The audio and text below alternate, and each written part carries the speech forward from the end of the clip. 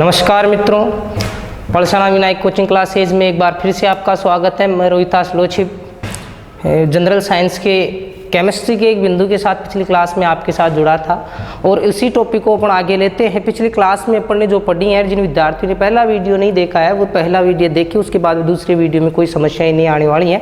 देखिए, पिछली क्लास में अपन ने एक बिंदु उठाया था और वो जो बिंदु था वो था तत्व व आवर्त सारणी। इसमें सबसे पहले अपन ने तत्व की बात की थी, बता देता हूँ ब्रीफ नॉलेज। तत्व के बारे में अपन ने कहा था कि सब पदार्थ की सबसे शुद्धतम जो इकाई होती है वो तत्व कहलाती है। उसके बाद में तत्व शब्द का सबसे पहली बार प्रयोग करने वाला रॉबर्ट बोयल था।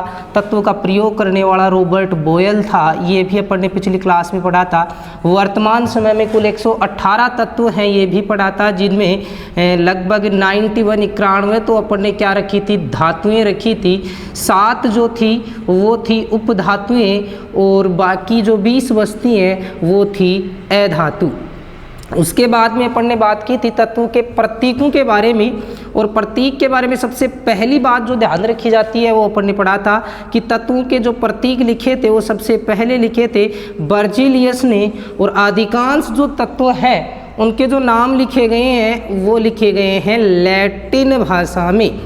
और इसके अनुसार क्या है, अगर बात करें लैटिन भाषा में लिखे गए, उससे क्या दिक्कत है कि कुछ जो तत्व ऐसे थे जिनके अंग्रेजी नाम जो अपन पढ़ते हैं जनरल यूज जो अपन यूज़ करते हैं, और जो उनके लैटिन नाम है उनमें थोड़ा सा अंतर है। जैसे अपन बात करें पोटेशियम की, तो पोटेशियम का जो प्रतीक लिखा जाता है वो पोटेशियम के लिए के लिखा जाता है, जबकि पोटेशियम के नाम में कहीं भी के नहीं है। तो ये के का मतलब क्या है कि इसका लैटिन नाम क्या है, कैलियम। और उसके अलावा आपने पिछली क्लास में ही बातें की थी कि जो तत्व हैं और IUPAC के अनुसार पढ़ें तो एक तत्व के लिए मैक्सिमम अधिकतम कितने अल्फ़ाबेट रखे जा सकते हैं, 3। और इनमें भी खास बात ये होगी कि जो पहला अल्फ़ाबेट होगा वो हमेशा अंग्रेज़ी के कैपिटल लेटर्स में लिखा जाएगा और बाकी जो होते हैं वो स्मॉल लेटर्स में लिखे जाते हैं। आज इसी बिंदु को अपन आगे बढ़ाते हैं, और आगे बढ़ाते हुए जब चलते हैं तो अपने नई जो चीज़ें आने वाली हैं वो तत्वों के जो प्रतीक लिखे गए हैं उनके बारे में थोड़ी सी बात करता हूँ। आज जो अपन डिस्कस करने वाले हैं वो है 100 से अधिक परमाणु क्रमांक वाले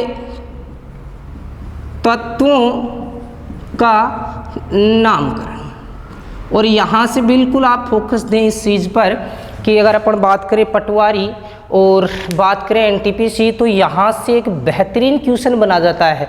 जैसे आज अगर देखें तो अपन ने पिछली क्लास में बात की थी कि 118वां जो तत्व था उसका नाम वर्तमान में क्या पड़ गया है, OG ऑर्गेनाइजेशन।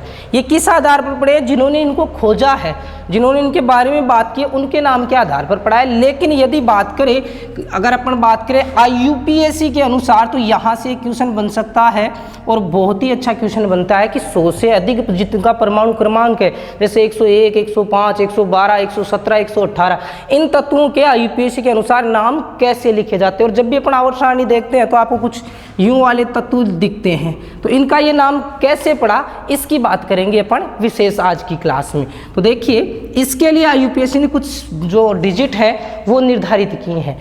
कैसी डिजिट हैं, जैसे देखिए यहाँ से मैं कुछ बातें बता रहा हूँ, 0, 1, 2, 3, 4, 5, 6, 7, 8 और 9।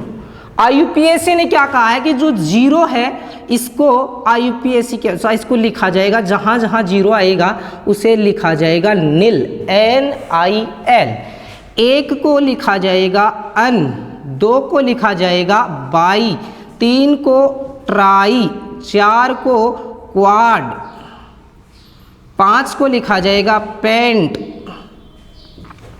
6 को लिखा जाएगा हेक्स, 7 को वैसे अपन चलते हैं अपने IUPAC के फिजिक्स के अनुसार हेप्ट आता है, लेकिन हेप्ट नहीं, जो नामकरण है उसमें हेप्ट की जगह अपन लिखेंगे इसे सेप्ट।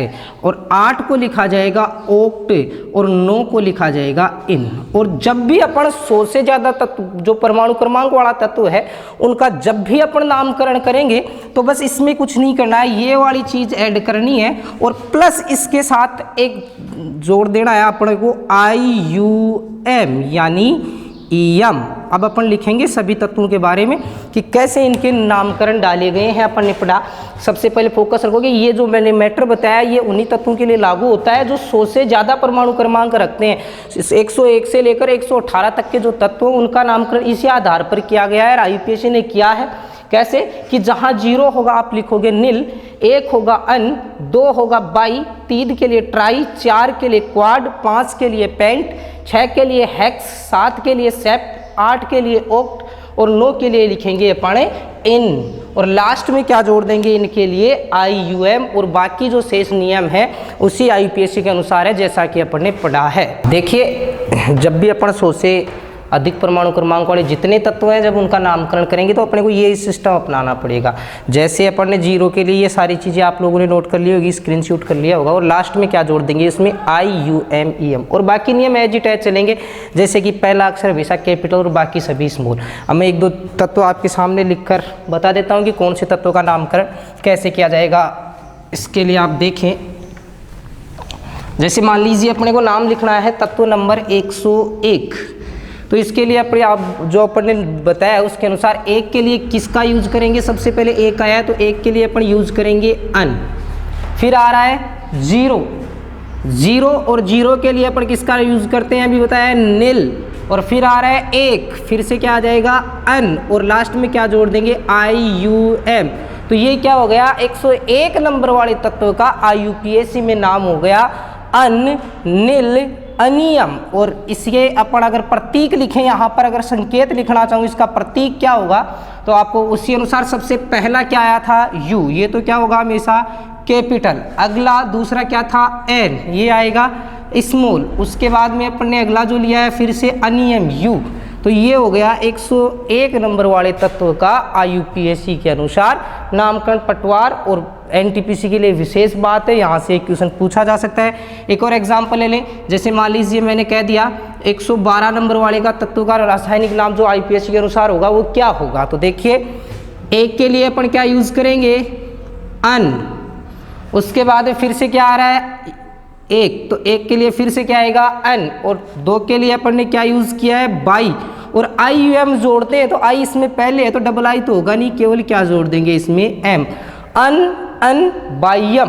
और इसका प्रतीक क्या होगा, पहला होगा कैपिटल, फिर दूसरा होगा स्मॉल और फिर तीसरा भी होगा स्मॉल। तो ये कौन से तत्व का हो गया 112 नंबर वाले का। फिर इनके नाम पड़ गए, जैसे अपन बात करें 101 वाले को मेंडेलियम कह दिया, वो इतनी खास बात है। 118 वाले का तत्व का अगर नामकरण देखिए अपन तो उसमें क्या करेंगे अपन, सबसे पहले 1 है तो आएगा अन, फिर से 1 है तो फिर से क्या आ जाएगा अन।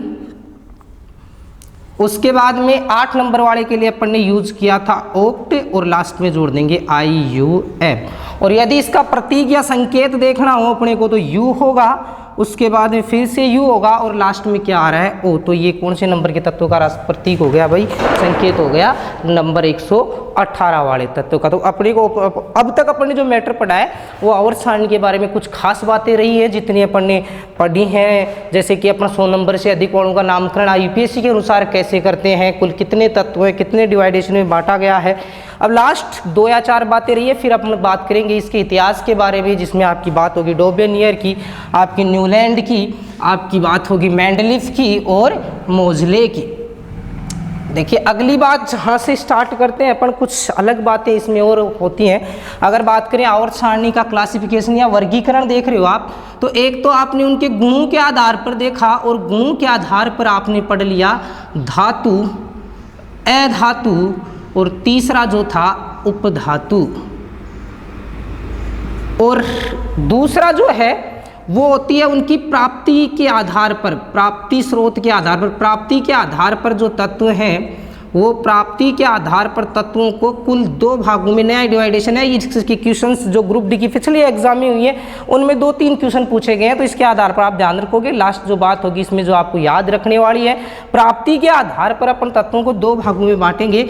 एक तो प्राकृतिक तत्व जो प्रकृति में उत्पन्न होते हैं, स्वतः बने हैं। दूसरा आता है मानव निर्मित, और इन्हें कई नाम से पूछ लिया जाता है। जैसे पूछ लिया मानव निर्मित तत्व कितने हैं, इसके अलावा आपसे बोल सकता है सिंथेटिक तत्व, सिंथेटिक तत्व, या इसके लिए यूज कर सकता है एक वर्ड संश्लेषित तत्व। तो आप इसके लिए बिल्कुल ध्यान रखोगे कि परमाणु क्रमांक 1 से लेकर के 94 नंबर पर आता है प्लूटोनियम। टोटल तत्वों की संख्या कितनी हो गई? 94, 94। ये 94 जो तत्व हैं ये सभी तत्व क्या कहलाते हैं? प्राकृतिक तत्व। और 95 नंबर से 95 से 118 तक कुल जो तत्व हैं 24, ये तत्व क्या कहलाते हैं? मानव निर्मित, सिंथेटिक हो या फिर अपन बोले संश्लेषित। तो आपसे क्वेश्चन पूछा जाए एग्जाम में, कुल प्राकृतिक तत्वों की संख्या कितनी है? आपका आंसर होगा 94, 94। और आपसे पूछा जाए कुल मानव निर्मित तत्वों की संख्या 24। कुछ गाइड्स जो है उसमें आपको यूँ मिल सकता है, जैसे अपन बात करें यूँ मिलेगा आपको, प्रथम संश्लेषित तत्व पूछ ले, संश्लेषित तत्व, तो इसके बारे में आपको एक आंसर मिल सकता है कुछ किताबों में, टेक्नीशियम। तो देखिए बात करें टेक्नीशियम का परमाणु क्रमांक तो होता है 43, लेकिन अभी आपने क्या बात की है कि प्राकृतिक तत्व तो वो हैं जो 1 से 94 में जितने तत्व आ गए सारे प्राकृतिक है, जबकि 95 से 118 के बाद के जितने तत्व वो क्या है? 24। इस टेक्नीशियम की थोड़ी सी कहानी घूमी हुई रहती है, किताबों में कुछ यूं ये दे रखा है कि जो टेक्नीशियम है वो क्या है? संश्लेषित तत्व। तो आप इस बात का ध्यान रखोगे। टेक्नीशियम को देखो खोजा गया था 1937 में, और जब इसको खोजा गया तो ये माना गया था कि जो टेक्नीशियम है वो प्राकृतिक नहीं, संश्लेषित या सिंथेटिक तत्व है। लेकिन बाद में इसका ये क्लियर हुई बात कि ये जो टेक्नीशियम होता है ये भी कैसा तत्व है भाई? प्राकृतिक तत्व है। तो इसको अपने यहाँ न रखकर अपन टेक्नीशियम को कहाँ रखेंगे? प्राकृतिक तत्वों में। अगली जो बात आपको ध्यान रखनी है वो ये है कि 82 नंबर पर एक तत्व आता है जिसका नाम होता है पीबी, और जिसे अपन कहते हैं प्लम्बिक यानी लेड या सीसा। इसके बाद के 82 के बाद के जितने तत्व हैं सारे तत्व क्या कहलाते हैं? रेडियो एक्टिव तत्व। और रेडियो एक्टिव तत्व वे तत्व होते हैं जो प्रकृति, जिनके नाभिक जो होते हैं स्थायी नहीं होते हैं, और उनको स्वतंत्र रखने पर वे स्वतः ही अल्फा, बीटा और गामा किरणें उत्सर्जित करते हैं। अपना टॉपिक है ये रेडियो एक्टिविटी, वहाँ पर देखेंगे और वहाँ पर ये बात फिर से आएगी आपके सामने कि ऐसे तत्व जिनके परमाणु क्रमांक या प्रोटोनों की संख्या जिसमें 82 से ज़्यादा होती है। आज अगर अपन ने ये बात क्या सीखी कि 82 से ज़्यादा परमाणु क्रमांक जिनका 82 से ज़्यादा है ऐसे सभी तत्व क्या कहलाते हैं? रेडियो एक्टिव तत्व। तो ये कुछ खास बातें रही हैं आवर्त सारणी के बारे में। अभी आप एक बार इसका स्क्रीनशॉट लेना चाहो तो ले सकते हो, आप इनको उतार सकते हो। जैसे कि ये तो थी अपने गुणों के आधार पर धातु या धातु उपधातु, जिसमें अपन ने डिवाइडेशन देखा था 91, 20 और 7। उसके बाद में ये देखा अपन ने प्राकृतिक और सिंथेटिक। प्राकृतिक 94 है, सिंथेटिक 24 हैं, और 82 के बाद की सभी धातुएं जो होती हैं वो रेडियो एक्टिव जो धातुएं होती हैं या रेडियो एक्टिव तत्व कहलाते हैं। अब अपन बात करने वाले हैं भाइयों मित्रों, जो बात होगी वो होगी आवर्त सारणी के इतिहास से संबंधित की। आवर्त सारणी का जो फॉर्मूला आया 1 से लेकर 118 तक तत्वों को रख रहे हैं, कभी अपन परमाणु क्रमांक के ऊपर रख रहे हैं, वर्ग बनाए हैं इसके कि हाइड्रोजन के बाद में लिथियम अगर अपन ने आवर्त सारणी पढ़ते हैं तो ये किस आधार पर रखे गए, तो इसका थोड़ा सा अपने को इतिहास जानना जरूरी है। तो अपन इसके बारे में, इतिहास के बारे में पढ़ रहे हैं आगे। तो देखिए कैसा रहा है आवर्त सारणी का इतिहास, इसके बारे में डिस्कस करने वाले हैं।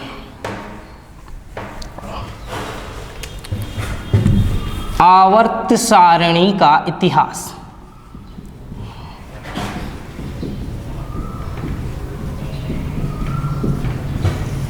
देखिए इसमें इतिहास की बात करें तो शुरुआत जो होती है वो होती है अपनी बर्जिलियस और लेओसियस से। इन्होंने क्या किया, आवर्त सारणी के अंदर सबसे पहले तत्वों को धातु एवं अधातु 2 ही भागों में डिवाइड किया, लेकिन उस समय तत्व कम थे तो समस्या ये थी कि जो उपधातुएं हैं उनको कहाँ रखा जाएगा। इसके लिए अगर अपन अगर देखें कि सबसे सफल प्रयास किसने किया तो सबसे पहला नाम आता है और वो आता है डोबेनियर। और डोबेनियर ने एक नियम दिया, डोबेनियर का त्रिक, और इसे ही कहा जाता है ट्राइड नियम। पहला जो नियम दिया गया था डोबेनियर का वो था डोबेनियर का त्रिक नियम या डोबेनियर का ट्राइड नियम। इसमें क्या किया इसने, बात जो की ये लगभग बात थी 1829, 1817 भी मिल जाता है कई बुक्स में, तो आपको इस चीज़ का ध्यान रखना है। ये वैसे तो साइंस के अंदर जो ईयर्स होते हैं उसका कोई इंपॉर्टेंस नहीं होता है, लेकिन 1817 में उसने वो लिखा था अपना। उसके बाद में जब ये प्रकाशित हुआ तो वो डेट थी 1829 की। तो ध्यान रखोगे इसमें डोबेनियर का जो त्रिक नियम या ट्राइड नियम है, इसमें क्या खास बात थी। देखो त्रिक या ट्राइड, इससे क्या चीज़ समझ में आती है। त्रिक का मतलब कहीं ना कहीं कौन सा जुगाड़ होगा, इसमें 3 का जुगाड़ होगा। तो ये बिल्कुल सीधी बात डोबेनियर की यही है कि इसने जितने तत्व थे ना, तत्वों को 3 के किस में रखा भाई, समूहों में रखा, और इन्हीं समूहों को क्या नाम दिया डोबेनियर ने, ट्राइड। तो आपसे क्वेश्चन पूछा जा सकता है, पहला जो डोबेनियर का जो पूछा जाएगा वो ये होगा कि जो तत्वों का प्रथम सफल वर्गीकरण, पहली बार अपने सिद्धांतों या आपने जो भी नियम दिया है इसने, उसमें सबसे पहली बार सटीक जो बात बताने वाला था, तो पहला वर्गीकरण तत्वों का जिसने प्रदर्शित किया उसका नाम था डोबेनियर। और इसका नियम किस नाम से जाना जाता है भैया, डोबेनियर का त्रिक या फिर ट्राइड नियम। और इसने तत्वों को कितने 3 के ग्रुप में बांटा, और इन्हीं ग्रुप्स को क्या नाम दिया गया, ट्राइड या फिर त्रिक। चलिए आगे देखते हैं। अगली जो खास बात यहाँ से पूछी जाती है डोबेनियर की, इसने क्या किया, औसत देखा और इसने एक बात देखी कि दूसरे तत्व का परमाणु भार। अब आप लोगों के लिए ये थोड़ा अनभिज्ञ हो सकता है, परमाणु भार ये अपन जब एटम पढ़ते हैं वहाँ पर देखेंगे। और देखिए इसमें सारी चीज़ें एक दूसरे से रिलेट हैं केमिस्ट्री में, चाहे कहीं से अपन स्टार्ट करें। अगर जब तक अपने को आवर्त सारणी का नॉलेज नहीं होगा, अपन आगे के जितने टॉपिक्स होते हैं उसमें पता ही नहीं चलेगा कहाँ चल रहे हैं, क्या चल रहे हैं। तो इसके लिए सबसे पहले अपने को आवर्त सारणी क्लियर होनी है। और आवर्त सारणी आपको लग रहा होगा थोड़ा लंबा चैप्टर होगा, लेकिन जब अपन लास्ट क्लास में चलेंगे, इसके क्वेश्चन सेशन पर चलेंगे, तो केवल एक पेज में ही आपकी आवर्त सारणी कंप्लीट हो जाएगी, वहीं की अपन डिस्कस करेंगे। तो पहले अपन ध्यान से समझें इस चीज़ को। और केमिस्ट्री साइंस की बात करें या केमिस्ट्री फिजिक्स बायो किसी की भी बात करें, साइंस ऐसा सब्जेक्ट है जिसमें आपको बिल्कुल भी रट्टा मारने की आवश्यकता नहीं है। क्योंकि एग्जामों की अगर आपने क्वेश्चंस पेपर देखे हैं तो सीधे किताबों से क्वेश्चन पूछने बंद कर दिए हैं, कि कभी नहीं पूछेगा कि आवर्त सारणी में हाइड्रोजन का प्रतीक क्या है, फिर आप बताओगे एच। ऐसा बिल्कुल पॉसिबल ही नहीं है। जो क्वेश्चंस बनेंगे स्टैंडर्ड क्वेश्चन बनेंगे, और वो कब क्लियर होंगे, कब सही होंगे अपने, जब आपका बेसिक कॉन्सेप्ट क्लियर होगा। वरना देखिए आपके साथ वही होगा कि वो लव लव लिखती रही, मैं लिव लिव पढ़ता रहा, वो शादी करके चली गई और मैं इंग्लिश स्पोकन करता रहा। तो इस दुविधा से बचने के लिए आप बिल्कुल कॉन्सेप्ट वाइज चले साइंस के साथ, बिल्कुल आपके समझ में आएगी। तो देखिए आपने पहला नियम स्टार्ट किया, वो नियम था डोबेनियर का ट्राइड नियम। इसने क्या किया, जो बात थी तत्वों का पहला सफल वर्गीकरण किया, दूसरी बात 3 के ग्रुप बनाए, समूह बनाए, और 2 जो तत्व थे, दूसरे तत्व का परमाणु क्रमांक अपन लिखेंगे, दूसरे तत्व का परमाणु भार। तो ये परमाणु भार क्या होता है, देखिए बात करें अपन, एक तो होती है तत्व के अंदर प्रोटॉनों की संख्या, जो अपन एटम यानी परमाणु में पढ़ने वाले हैं। दूसरा होती है उसमें न्यूट्रॉनों की संख्या। नाभिक की बात की जाए, तत्व के नाभिक में तत्व की संरचना अपन अगर देखें तो ये तो बीच में नाभिक होता है, इलेक्ट्रॉन इसके चारों ओर क्या लगा रहा है, मान लीजिए चक्कर।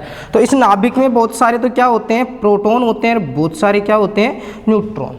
तो जो ये प्रोटॉनों की संख्या है ना भाई, कितने प्रोटॉन है, इस प्रोटॉनों की संख्या को तो कहा जाता है परमाणु क्रमांक। और जो प्रोटॉन प्लस न्यूट्रॉनों की संख्या है, इसे अपन नाम देते हैं परमाणु भार, या फिर अपन बोल देते हैं द्रव्यमान संख्या। तो इस चीज़ का ध्यान रखें आप, जब अपन बात कर रहे हैं, आपसे बोला जाए परमाणु क्रमांक, तो आपके दिमाग में केवल इतनी सी चीज़ आनी चाहिए कि परमाणु क्रमांक का मतलब क्या है, प्रोटॉन कितने, प्रोटॉन कितने, प्रोटॉन की संख्या कितनी है।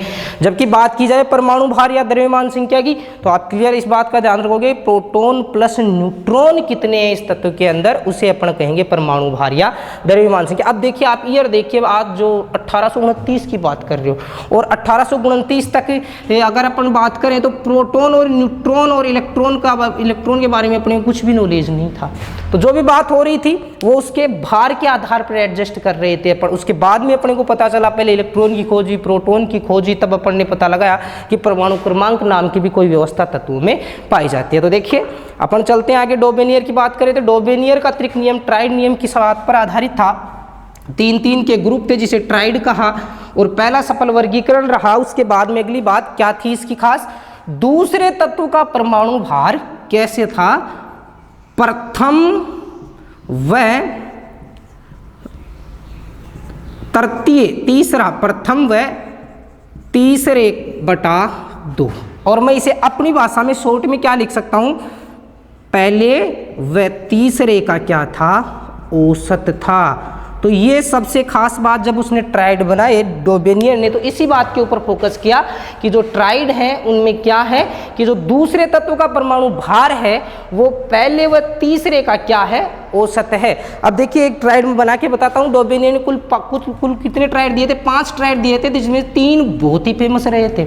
इसमें ट्राइड की बात करें, सबसे बेस्ट जो ट्राइड था उसका, जैसे लिथियम, सोडियम और पोटेशियम, इनकी बात करेंगे तो देखिए लिथियम का जो परमाणु भार होता है वो होता है 7 और पोटेशियम का जो होता है वो होता है 39। देखिए इसका औसत निकालिए, राशियों का योग बटा राशियों की संख्या से जब इनका औसत निकाला गया 39, 7, 46 बटा 2 और ये आपको कितना मिल रहा है भाई, 23 मिल रहा है।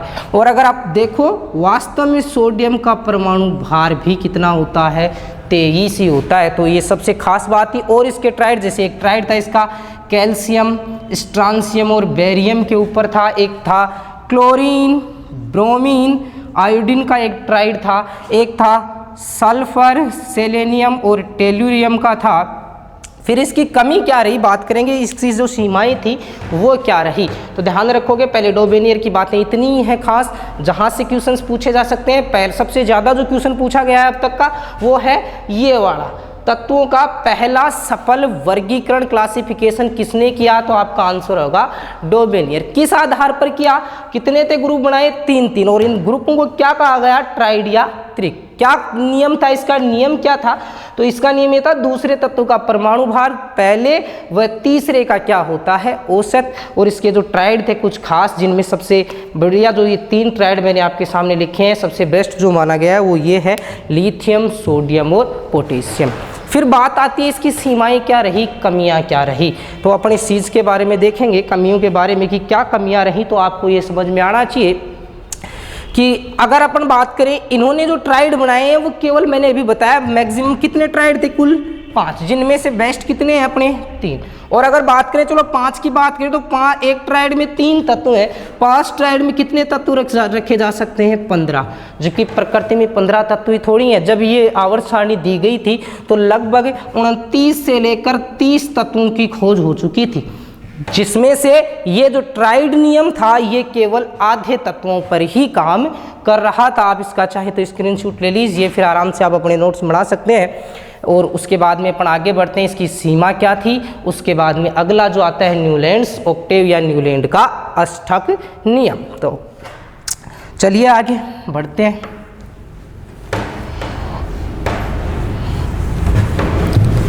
अगली बात होगी, एक तो डोबेनियर की क्या थी सीमा, सीमा क्या रही आप लोगों को समझ में आया होगा।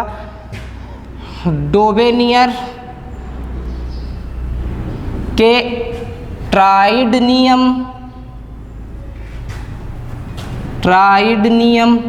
की सीमाएं क्या रही, तो अपन सीधी बात कहेंगे कुछ ही तत्वों पर लागू होना। चलिए अपना जो समस्याएं थी वो समस्याएं कहाँ थी कि अपन क्या थे, जितने तत्व थे उनके गुणों के आधार पर उन्हें व्यवस्थित करने में थे, जिसका सबसे पहला प्रयास डोबेनियर ने किया। लेकिन डोबेनियर की सीमा ये रही कि ये केवल कुछ ही तत्वों पर लागू होगा। फिर लगभग 30-40 साल तक कोई प्रयास नहीं हुआ, इसके बारे में कोई बात नहीं हुई। लेकिन जब बात आती है 1865 की, तो एक व्यक्ति थे जिनका नाम था न्यूलैंड और न्यूलैंड ने क्या किया, अपना एक नियम बताया और उसका नियम जिस नाम से फेमस है वो कहलाता है अष्टक नियम। न्यूलैंड का अष्टक नियम 1865। इसको भी देखिए, मैंने कहा जो अपना प्रोटॉन और न्यूट्रॉन इलेक्ट्रॉन की बात होगी वो जितनी बातें होंगी 1896 के बाद होगी, क्योंकि इसके बाद ही इन कणों की खोज हुई थी। तो यहाँ तक के जितने नियम आएंगे ना, सारे के सारे किस पर आधारित होंगे, तो आपकी बात होगी परमाणु भार पर। इसने भी किस आधार पर बताया, परमाणु भार के आधार पर ही तत्वों को रखा। क्या था कि सबसे पहला प्रश्न जो यहाँ से बनता है ये बनता है अष्टक नियम किसने दिया, तो आपकी बात होगी न्यूलैंड ने। न्यूलैंड ने तत्वों किस आधार पर जमाया, क्वेश्चन नंबर 2, तो आपका आंसर होना चाहिए परमाणु भार के आधार पर। चलिए, परमाणु भार के आधार पर कैसे रखा जाएगा। इस समय कितने तत्व ज्ञात थे, 56 तत्व। जब न्यूलैंड अपनी आवर्त सारणी या जो अपना नियम बना रहा था उस समय कुल 56 तत्व ज्ञात थे। ज्ञात 56 तत्व, इसकी सबसे खास बात यही है, ज्ञात 56 तत्वों को अपनी सारणी में स्थान दिया। पहली खास बात तो जितने तत्व थे, जितने तत्व उस समय तक ज्ञात थे, जो न्यूलैंड था उसने 56 तत्व तक ज्ञात थे और 56 के 56 तत्वों को अपनी आवर्त सारणी में स्थान दिया। बहुत ही अच्छा बढ़िया लेवल का क्वेश्चन है, प्रश्न पूछा जा सकता है। न्यूलैंड ने अपने आवर्त जो नियम बनाया अष्टक नियम, उसमें कुल कितने तत्वों को रखा, तो आपका आंसर होगा कुल कितने तत्वों को रखा, 56 तत्वों को। जिसमें सबसे पहला जो तत्व था, ये भी कई बार पूछ लिया जाता है, वो तत्व था हाइड्रोजन। पहला तत्व हाइड्रोजन और लास्ट जो तत्व था वो था थोरियम। न्यूलैंड की जो अपनी अष्टक नियम है उसमें पहला तत्व हाइड्रोजन था और जो लास्ट तत्व था वो था थोरियम TH। उसके बाद में अगली खास बात इसकी देखें। अब बात आती है कि इसने नियम दिया किस आधार पर था। जैसे अभी अपने डोबेनियर की बात की तो उसने कहा था कि दूसरे का जो भार होगा वो पहले और तीसरे का क्या होगा, औसत। अगर यहाँ की बात करें न्यूलैंड की, तो इसकी क्या खास बात रही है, इसने ये कहा कि यदि तत्वों को उनके परमाणु भार के आधार पर, क्या लिखा इन्होंने, परमाणु भार के आधार पर तत्वों को बढ़ते क्रम में रखा जाए, यानी सबसे पहले कम द्रव्यमान वाला, फिर उससे ज़्यादा द्रव्यमान वाला, फिर उससे ज़्यादा द्रव्यमान वाला, बढ़ते क्रम में रखा जाए, तो प्रत्येक 8वां तत्व, देखिए नियम का नाम क्या है, इसमें रट्टा मारने की कोई आवश्यकता नहीं। नियम क्या है, अष्टक। तो अष्टक का मतलब सीधा संबंध किससे होता है, 8 से। ट्राइड का मतलब 3 से। तो अब इसमें क्या होगा, प्रत्येक 8वां तत्व पहले के समान गुण रखता है। और इसी बात से बड़े फेमस हुए थे जो न्यूलैंड साहब थे वो। देखिए क्या बात हुई, ये खास बातें जो लिख रखी है अपन ने, ये सभी खास बातें हैं न्यूलैंड के ऑक्टेव की। और अष्टक नियम के 1865 में आया। किस आधार पर रखा, तो बात अपन ने बिल्कुल क्लियर कर दी है। चाहे डोबेनियर की बात हो, चाहे अपन बात करें न्यूलैंड की, चाहे अपन बात करें मेंडलीफ की, तो ये सभी 1900 से पहले के नियम आए। और इससे पहले अपन ने बात की कि जो प्रोटॉन था उसका पता ही नहीं था, तो परमाणु क्रमांक का कोई कॉन्सेप्ट अपने पास नहीं था। तो जितने नियम होंगे वो सारे नियम होंगे परमाणु भार के आधार पर। पहली बात अपन ने इसमें क्या बताई कि जितने तत्व उस समय तक ज्ञात थे, कुल 56 तत्व, सभी को आवर्त सारणी में क्या दिया, उसने अपनी आवर्त सारणी में रखा, स्थान दिया। और नेक्स्ट जो बात थी, दूसरी खास बात, वो क्या थी, हाइड्रोजन से स्टार्ट होती है इसकी आवर्त सारणी और जाती कहाँ तक है, थोरियम तक। आखिरी तत्व क्या है, TH। नेक्स्ट, परमाणु भार के आधार पर तत्वों को उसने बढ़ते हुए क्रम में रखा जाए, तो प्रत्येक 8वां तत्व पहले तत्व के समान गुणधर्म रखता है। यदि आप इसका स्क्रीनशॉट लेना चाहें तो ले सकते हैं, अदरवाइज अपन थोड़ा सा आगे बढ़ते हैं। कैसी इसकी आवर्त सारणी थी, थोड़ी बात इस पर की जाएगी, क्या खास बातें रही, उसके बाद में इसकी क्या सीमाएं रही, और उसके बाद में अपन पढ़ने वाले हैं मेंडलीफ, और मेंडलीफ के बाद में होगा मोजले। तो स्क्रीनशॉट हो गया होगा। अब आगे अपन बात कर लेते हैं थोड़ी सी। अगली जो बात थी डोबेनियर की, देखते हैं कैसे इसने आवर्त सारणी में स्थान दिया तत्वों को, कैसे पहले के समान 8वां गुण दिखा रहा है। तो देखिए सबसे पहले अपन बात करें, यहाँ से कुछ ऐसी आवर्त सारणी आएगी। हाइड्रोजन की कोई खास बात है नहीं, इसमें बात की जाएगी। लिथियम के बाद में आता है beryllium, boron, carbon, nitrogen, oxygen, fluorine, उसके बाद में आता है नियोन। लेकिन नियोन की खोज ही नहीं हुई थी जब बात हुई थी निष्क्रिय गैसों को, 1900 के बाद में खोजा गया है, इसलिए नियोन के बाद में क्या आएगा, सोडियम, फिर आएगा magnesium, aluminium, silicon, phosphorus, sulphur, chlorine, argon है नहीं, फिर आएगा पोटेशियम, कैल्शियम, और उसके बाद में आ जाता है सीधा क्रोमियम। और यहाँ से आप देखें, अगर बात करें इस न्यूलैंड्स के ऑक्टेव सीरीज की, तो यहाँ से कुछ नई बातें आपके सामने आएंगी। और वो क्या है, देखिए ये मान लीजिए अपना ऑक्टेव सीरीज का नंबर कौन सा है, 1 नंबर का तत्व है। अब 8वां देखिए, 1 के बाद में 1, 2, 3, 4, 5, 6, 7 और 8वां। तो देखिए लिथियम के समान कौन गुण दर्शाएगा, सोडियम दर्शाएगा, और सोडियम के बाद कौन दर्शाएगा, पोटेशियम। और जब हार्ड लेवल का पेपर बनाया जाता है तो क्वेश्चन ऐसे ही पूछे जाते हैं कि न्यूलैंड के अष्टक के नियम के अनुसार लिथियम के समान गुण दर्शाने वाला तत्व निम्न में से कौन सा है, उसमें आपको ध्यान रखना है, सोडियम होगा या पोटेशियम होगा। इसी प्रकार बेरिलियम के अनुसार क्या होगा, बेरिलियम के समान गुण दिखाएगा मैग्नीशियम, और मैग्नीशियम के बाद में कौन दिखाएगा, कैल्शियम। और ये बात बिल्कुल एज इट एज वैसे ही लागू होती है जैसे अपन संगीत के सुर देखते हैं, 7 सुर, सा रे गा मा पा धा नी सा। तो देखिए यहाँ पर सा रे गा मा पा धा नी सा। यहाँ एक चीज़ देखिए, इसके और इसमें क्या सिमिलरिटी है। तो देखिए यहाँ पर 1 के बाद गिनती चालू करें, 1, 2, 3, 4, 5, 6, 7, 8, यानी पहला जो तत्व था वो भी 7 था और 8वां भी क्या है, 7, सेम आ रहे। ठीक उसी प्रकार इसने अपना नियम दिया था कि यदि अगर तत्वों को परमाणु भार के बढ़ते हुए क्रम में आप जमाओगे तो आपको मिलेगा क्या, पहला जो तत्व है वो 8वें तत्व के समान क्या दिखाएगा, गुणधर्म दिखाएगा। उसके बाद में अपन बात कर लेते हैं जो डोबेनियर्स न्यूलैंड साहब थे, उनकी अष्टक नियम में समस्याएं क्या रही या इनकी सीमाएं क्या रही। तो देखिए सीमाओं की अगर बात की जाए, बात करें अपन सीमाएं, और सीमाएं कौन से की बात कर रहे हैं अपन, न्यूलैंड की।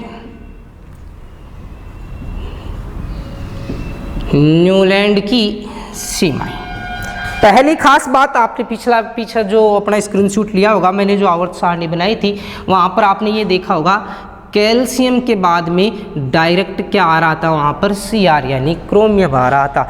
और जबकि अपन जानते हैं आज वर्तमान समय में कि कैल्शियम के बाद में 20 नंबर पे आता है कैल्शियम, 21 नंबर पे कौन आता है, स्कैंडियम आता है। तो यहाँ के इस कैल्शियम के बाद में कोई और तत्व आना चाहिए था, जैसे स्कैंडियम आना चाहिए था, लेकिन इन्होंने क्या रख दिया, क्रोमियम। तो सबसे पहले सीमा यही होगी, सीमा नंबर 1 अगर बात की जाए तो पहली सीमा यही होगी कि यह नियम केवल हाइड्रोजन से कैल्शियम तक ही लागू होता है। सबसे पहली खास बात, यहाँ से भी क्वेश्चन बहुत ही अच्छा पूछा जाएगा। क्वेश्चन ऐसा आएगा, निम्न में से न्यूलैंड के नियम की कौन सी सीमा नहीं है या कौन सी सीमा है। तो इसमें सबसे पहली जो सीमा आपने देखी वो थी, यह नियम केवल हाइड्रोजन से लेकर कहाँ तक लागू होता है, कैल्शियम तक ही लागू होता है। दूसरी, अभी अपन ने इस विशेषताएं इसकी पढ़ी कि कुल कितने तत्व थे, 56, और 56 के 56 को इन्होंने क्या कर दिया था, अपनी आवर्त सारणी में स्थान दे दिया था न्यूलैंड ने। अब यहाँ समस्या ये हो गई, 56 तत्व रखे, लेकिन 56 तत्वों के अलावा इन्होंने क्या नहीं छोड़े साहब, रिक्त स्थान नहीं छोड़े, कोई खाली जगह नहीं छोड़ी। और खाली जगह छोड़ने का सीधा सा मतलब ये होता है, न्यूलैंड साहब ये कहना चाहते हैं कि भाई जो अपनी आवर्त सारणी या प्रकृति है, नेचर है, उस प्रकृति में कुल ज्ञात तत्व भी कितने हैं, 56 ही हैं, और भविष्य में कोई नया तत्व नहीं आएगा। तो ये तो क्या हो गई, साइंस के अंदर ये चैलेंजिंग वाली बात हो गई। और अपन जानते हैं कि साइंस के अंदर ऐसा कोई पॉसिबल नहीं है, अपन ये कभी नहीं कह सकते हैं कि ये यथार्थ, ये पूर्णतया सत्य है, वो कभी भी गलत साबित हो सकती है। तो ध्यान रखोगे इसके बारे में अपन ने क्या पढ़ा कि इन्होंने कुल 56 तत्व रखे। तो यहाँ पर ये बात लिखी जाएगी, न्यूलैंड ने अपने वर्गीकरण में कुल 56 तत्व तो रखे, परंतु इनके बीच में कोई खाली स्थान नहीं छोड़ा। अब यहाँ खाली स्थान नहीं छोड़ा, जिससे यह स्पष्ट होता है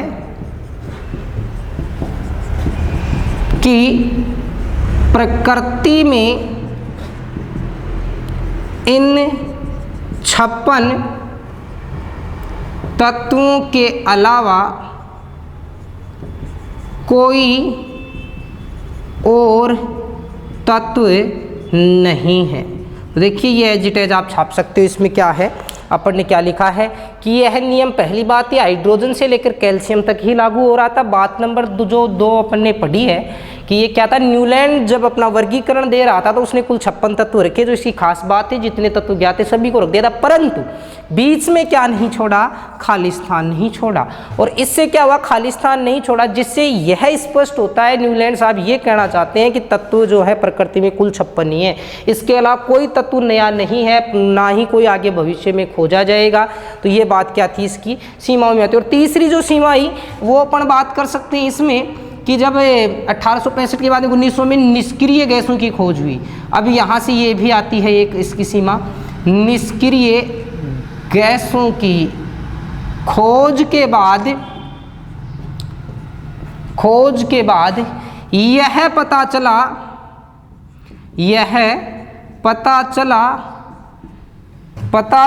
कि तत्व 8वें के समान गुण न दिखाकर 9वें के समान गुण दिखाते हैं।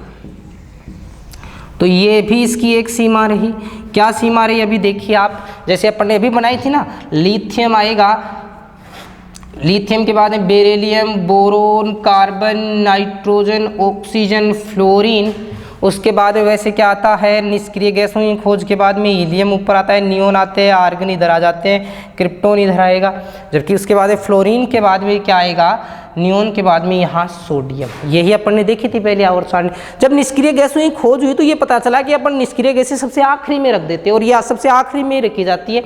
अब इसमें देखें तो पहले तो देखिए 1 2 3 4 5 6 7, यदि मैं इसको नहीं शामिल करता हूँ तो ये पहला तत्व किसके समान गुण दिखाता है, 8वें के समान। लेकिन यदि ये शामिल कर ली जाए तो ये पूरा नियम जो है यहाँ पर फ्लॉप हो जाता है। देखिए 1 2 3 4 5 6 7 8 और 9, यानी अष्टक जो नियम था वो बिल्कुल ही लागू नहीं होता है। कब, जब निष्क्रिय गैसों की खोज हो जाए। तो अपन ने ये देखा कि पहला तत्व 8वें के समान गुण न दिखाकर कौन से तत्व के समान गुण दिखाता है, 9वें के समान गुण दिखाता है। तो आज अभी अपन ने बात की 2 जो नियम थे छोटे छोटे उनके बारे में, जिसमें अपन ने पढ़ा डोबेनियर, जिसमें अपन ने पढ़ा न्यूलैंड। तो आज की क्लास में जो अपन ने चर्चाएं की इसके बारे में बिल्कुल आप फोकस से देखें।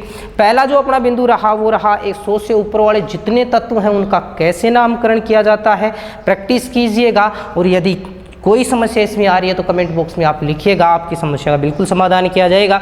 उसके बाद में अपन ने इतिहास पढ़ना स्टार्ट किया कि कैसे ये तत्व अपने आवर्त सारणी में बने। देखिए कोई भी अगर अपन बात करें आवर्त सारणी बनाने का इतिहास देखें तो एक लंबा इतिहास रहा है। बहुत सारे जो वैज्ञानिक थे उन्होंने बहुत सारी समस्याओं का सामना करते हुए अपने अपने नियम दिए, तब जाकर अपने को आज जो अपन पढ़ते हैं वो आवर्त सारणी मिले, जिसमें अपन ने डोबेनियर पढ़ा और न्यूलैंड पढ़ा।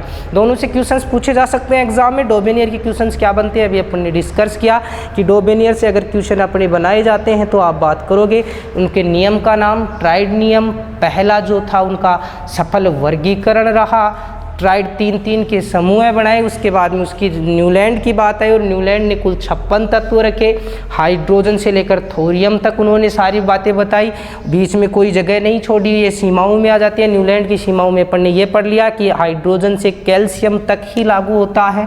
उसके बाद में अपने वर्गीकरण में क्या किया इन्होंने, कुल 56 तत्व तो रखे लेकिन बीच में कोई खाली स्थान नहीं छोड़ा।